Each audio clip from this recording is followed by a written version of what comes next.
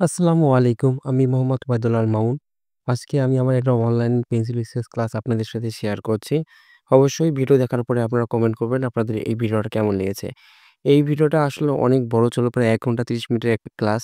সেটা আপনাদের জন্য একটু দ্রুত করে দিয়েছি। আপনারা কেউ যদি চান ওই সম্পূর্ণ ভিডিওটা দেখে আসতে পারেন। ওইখানে আমি ক্লাসের ভিতরে যেভাবে কথা বলি, প্রত্যেকটা স্টুডেন্টের কথা শুনে, শুনে যেভাবে উত্তর দেই এবং কি স্লোলি যেভাবে ছবি আঁকা উচিত সেভাবে আমি দেখিয়েছি। আপনারা চাইলে সেই ভিডিওটা ভালোভাবে দেখে আসতে পারেন। সেটা ১ম কমেন্টেই আমি ওই ভিডিওর লিঙ্কটা আপনাদের সাথে শেয়ার করব। অবশ্যই সেখানে জানাবেন যে আপনাদের ভিডিওটা কেমন লেগেছে। ছবি আঁকার বেসিক যে জিনিসটা সেটা হচ্ছে ১ম এ সবাইকে কোনো কিছু আঁকার ক্ষেত্রে শেপটা দেওয়া পারফেক্ট পারতে পারেন। ড্রইংটা মানে পারফেক্ট পারতে হবে।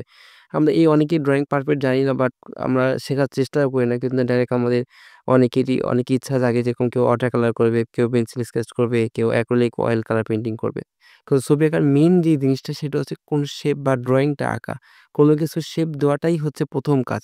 আমি কিন্তু ওই ভিডিওতে একদম সম্পূর্ণ ভালোভাবে বুঝিয়েছি যে কিভাবে একটা জিনিসপত্র দেখলে সেভাবে শেপ দিতে হয়। এটাতেও আপনারা কিন্তু একটু দেখতে পাচ্ছেন যে আমি কত দ্রুত কিভাবে আঁকাচ্ছি। বাট এইটাই সোলো ভিডিওটা ওইখানে আছে। ১ম কমেন্টে আপনি গিয়ে ওই ভিডিওটা দেখতে পারেন।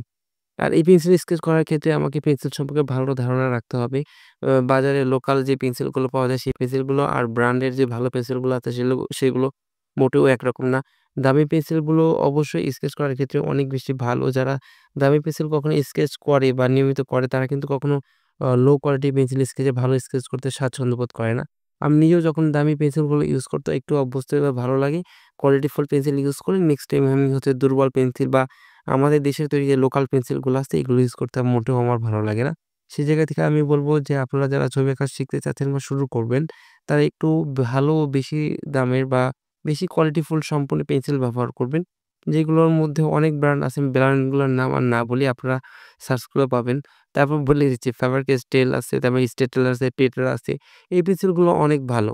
তা আমি আপনাদেরকে বলব, আপনারা যদি পেন্সিল স্কেচ করেন বা ড্রইং করেন, আমি বলব আপনারা এই পেন্সিলগুলো ইউজ করেন। এবং কি পেন্সিলগুলো ইউজ করার সাথে, সাথে আপনাকে কিন্তু জানতে হবে 2B, 4B, 6B পেন্সিল সম্পর্কে, এই পেন্সিলের ব্যবহার সম্পর্কেও জানতে হবে।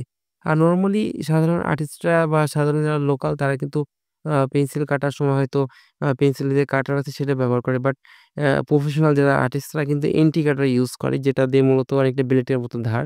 ওটার দ্বারা পেন্সিলের মাথা কাটে। আজকে হয়তোবা আমি আপনাদের সাথে ওই জিনিসটা দেখাচ্ছি না। কিন্তু নেক্সট কোনো ভিডিওতে আমি আপনাদেরকে পেন্সিল কাটার কৌশলটা আমি এন্টি কাটার দিয়ে কিভাবে আমরা কাটি সেটা আপনাদের সাথে শেয়ার করব। স্কেচ করলেই হয় না। স্কেচের সাথে, সাথে আপনার ড্রইং এর সাথে, সাথে লাইট শ্যাডোর পারফেক্ট শেপটা থাকতে হয় যে কোন দিক থেকে লাইট পড়তেছে, কোন সাইডে শ্যাডো পড়তেছে সেই সম্পর্কে ধারণা রাখা হয়। আমি প্রত্যেকটা ভিডিওতে এই কিছু গুরুত্বপূর্ণ কথা বলি, যেরকম হচ্ছে ড্রইং, লাইট শ্যাডো, পার্সপেক্টিভ, এই ছবিগুলোতে কিন্তু আছে। একটা ছবি যখন রিয়ালিস্টিক হয় বা 3D হয় বা পারফেক্ট হয়, এর পেছনে একটাই কারণ হয়, সেটা হচ্ছে পারফেক্ট ড্রইং, লাইট শ্যাডো এবং পার্সপেক্টিভ। এই কয়েকটা জিনিসকে খুব বেশি গুরুত্ব দেওয়া হয়। এবং কি আপনি যত সময় নিয়ে ছবি আঁকাবেন আপনার ছবি তত বেশি সুন্দর হবে। আমরা অনেকেই আছি হুটহাট করে খুব তাড়াহুড়া করে ছবি আঁকি এবং চিন্তা ভাবনা করি যে আমরা তাড়াহুড়া করে অনেক রিয়ালিস্টিক বা অনেক হাই লেভেলে পেন্সিল স্কেচ করবো অথবা ওয়াটার কালার করবো বা অ্যাক্রিলিক পেইন্টিং করবো। কিন্তু সেটা কখনোই সম্ভব না। আপনাকে যদি ভালো স্কেচ করতে চান, ভালো ছবি আঁকতে চান, অবশ্যই আপনাকে তাতে দীর্ঘ সময় দিতে হবে। আমি কিন্তু এটা অনলাইন ক্লাস নেওয়ার সময় এই ছবিটা এঁকেছি। এটা আঁকতে আমার প্রায় ১ ঘন্টা ৩০ মিনিট মতো সময় লেগেছে। এর লাগার পেছনে কিছু কারণ আছে। যেরকম স্টুডেন্টদের কাজ আমি ক্লাস নেওয়ার মাঝে, মাঝে গ্যাপ দিয়ে, দিয়ে তাদের কাজগুলো আমি দেখার চেষ্টা করছি। তাদের প্রশ্নগুলোর উত্তর দেওয়ার চেষ্টা করছি। সেই জায়গা থেকে আমার সময়টা বেশি লেগেছে। কিন্তু মনে রাখবেন, আমার এই ধরনের স্কেচ যখন ১ম দিকে শুরু করি সেই মুহূর্তে আমার এই ধরনের ছবি আঁকার ক্ষেত্রেও কিন্তু আমার প্রায় ৫-৬ ঘন্টার উপরে সময় দিতে হয়েছে। যারা আপনারা ছবি আঁকা শুরু করবেন অবশ্যই আপনাদের মনে রাখতে হবে, আপনারা যখন ছবি আঁকা যেহেতু শুরু করতেছেন আপনাদের অবশ্যই ছবির পিছনে ৫-৬ ঘন্টা সময় দেওয়া উচিত। এই ধরনের ছোট, ছোট ছবির ক্ষেত্রে। দেন আস্তে, আস্তে একটা সময় আপনার ভালো ছবি আঁকতে যখন পারবেন তখন আপনি অল্প সময়ে অনেক ভালো ছবি আঁকতে পারবেন। আজকের এই ভিডিও আপনাদের কাছে কেমন লেগেছে অবশ্যই সেটা কমেন্ট করে জানাবেন। আর এটা কিন্তু ফুল ভিডিও কিন্তু ১ম কমেন্টেই দেওয়া থাকবে। আপনারা সেটা দেখেও কিন্তু এই বিস্তারিত ভিডিও ক্লাসটা আপনারা দেখতে পারবেন। সবাই ভালো থাকবেন। আসসালামু আলাইকুম।